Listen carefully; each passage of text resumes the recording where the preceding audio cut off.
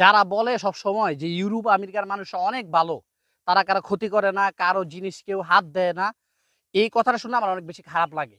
মানে এই কথাটার কারণ না, এই কথাটা তো অনেক সুন্দর কথা যে ইউরোপের মানুষ ভালো, কারো উপর জুলুম করে না, কারো ক্ষতি করে না, এটা তো ভালো কথা।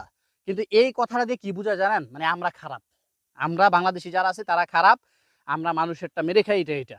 আচ্ছা ভাই, আমি শুধু একটা জিনিসই আপনাদেরকে বলি, পৃথিবীর ইতিহাসে এই সংখ্যাটা খুব কম যারা স্বভাবের কারণে চুরি করে।